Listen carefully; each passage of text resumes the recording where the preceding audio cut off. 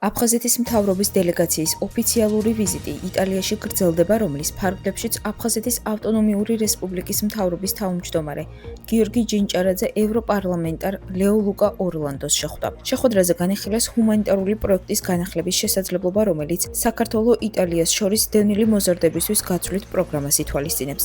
აღსანიშნავია, რომ აღნიშნული ინიციატივა წლების წინ სწორედ ლეო ლუკა ორლანდოს ჩართულობით მისი პალერმოს მერობის პერიოდში დაიწყო.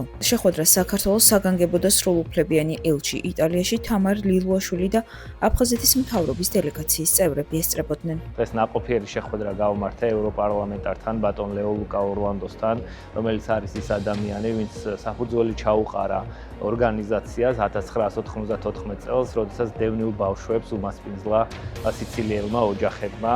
ასევე იყო პალერმოს მერი იმ დროს და მას ძალიან დიდი ღვაწლი აქვს ამ ორგანიზაციისთვის. მე მინდა პირადად დიდი მადლობა გადაუხადო მას, ასევე შეხვედრაზე აფხაზეთის მთავრობის და ზოგადად აფხაზეთის საზოგადოების სახელით.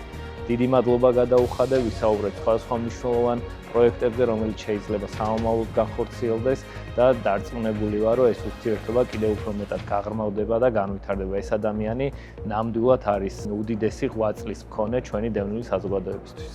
Una grande emozione. დიდი სიამოვნებით ვუმასპინძლე საქართველოს დელეგაციას, რომელსაც აფხაზეთის მთავრობის თავმჯდომარე ხელმძღვანელობს.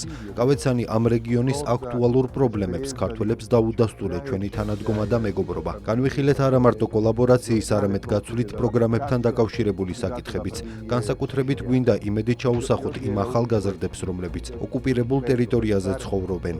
პროექტი 2008 წლიდან შეჩერდა და ახლა იყო ძალიან მნიშვნელოვანი საუბრები იმის შესახებ, თუ როგორ შეიძლება ეს პროექტი აღვადგინოთ. ბატონმა ლეო ლუკამ კიდევ ერთხელ დაადასტურა მისი ურყევი მხარდაჭერა.